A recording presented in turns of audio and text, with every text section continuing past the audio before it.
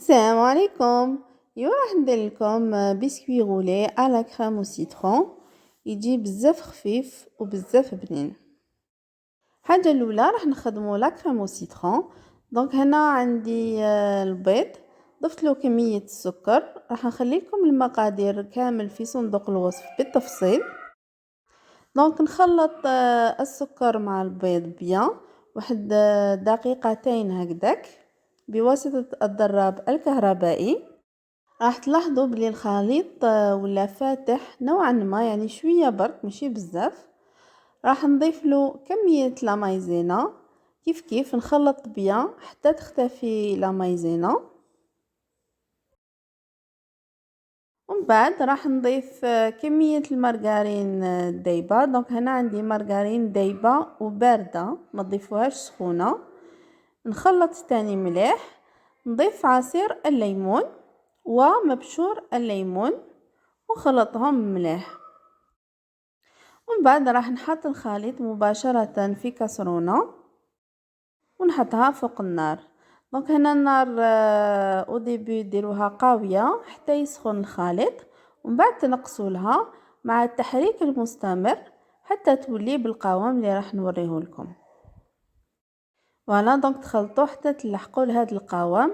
او ميم طون تبدا دير فقاعات. دونك برك تبدا دير فقاعات راح نحوها من النار ونجوزوها في لاباسوار. هنا ضروري نجوزوها في لاباسوار باش نتخلصوا من لي غرومو الا كاين، ونتخلصوا المبشور الليمون اللي يكون خشين باش كي ناكلوها ما يجوناش حبيبات في الفم.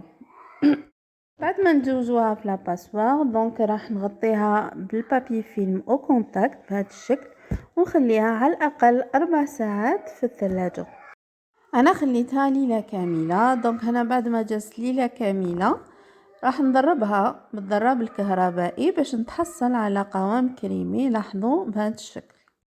بالنسبه للبسكوي دونك هنا حطيت البيض، ضفت عليه السكر وراح نضربه مليح حتى يضاعف الحجم ويولي ابيض. وراح تلاحظوا كي نجبدو نحيو لو باتور راح يتشكل لنا ما يسمى بمنقار العصفور.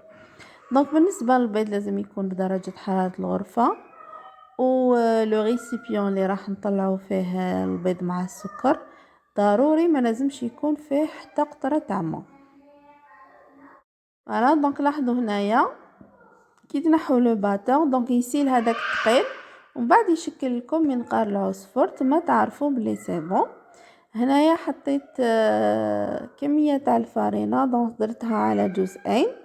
كي درت الجزء الاول ضفت معها الخميره، ولاحظوا مليح هنايا كيفاش راني نخلط. دونك توجور من التحت للفوق تجبدوا لا فارين اللي تكون عالقه كسوا لتحت في القاعده ولا في لي باغوا. فوالا ومن بعد تكملوا تضيفوا يعني الفارينه دي فوا تقسموها على 2 دي فوا على 3 على حسب الكميه، كي تكون بزاف ولا شويه. كيما هنا تقدروا تروحوا حتى ل3 مرات. دونك تضيفوا وتخلطوا بنفس الطريقه ومن بعد راح نحطهم في ان بلاطو. دونك لو بلاطو هذا فيه 30 على 40 سنتيمتر. راح نطيبوه على 160 درجه مئويه. تحطوا لاغري تاعكم في الوسط وتعسوه حتى تدخلوا الموس يخرج لكم ناشف. من بعد اونتر طون نوجدوا منديل يكون كبير دونك يكون متشمخ ومعصور مليح. نحط المنديل تاعي نحط فوقو لو بسكوي غولي بلو بابي كويسون، نزيد نغطيه بان بابي كويسون ونروليه مع المنديل بهذا الشكل. ومن بعد نخليه واحد 10 مينوت هكذاك، يعني ماشي حتى يبرد تماما، جست يدفى شويه برك. نعاود نفتحو نحيلو لو بابي كويسون من الفوق، نديرلو لو سيرو. هنا لو سيرو درت كاس ماء مع نص كاس سكر، خليته يغلي 10 مينوت وطفيت النار وخليته يبرد بيان.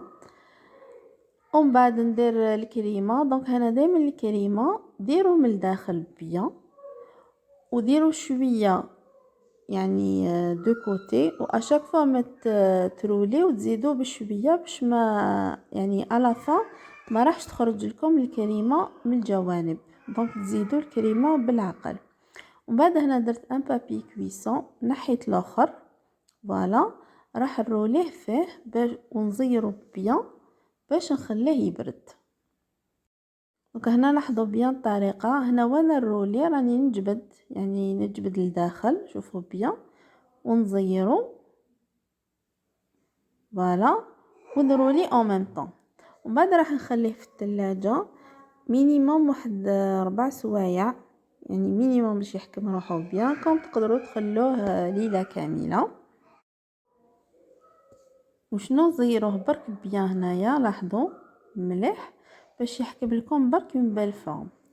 دونك هنا بعد ما برد بيان وحكم روحو، دونك فتحتو وراح نقطعو وراح تتحصلوا على هذا الشكل. فوالا انا توجور نقطعو باش نديرلو لو سكر غلاس. دونك هنا راح نكمل نقطعو كامل بنفس القيس ونديرلو لو سكر غلاس بلا باسوار من الفوق. وهنا نكونوا كملنا الوصفه تاعنا. دونك هاوليك لو بسكوي يجي بزاف خفيف وبنين. نتمنى الوصفه تاع اليوم تكون عجبتكم. الى اللقاء في وصفات واحده اخرين ان شاء الله.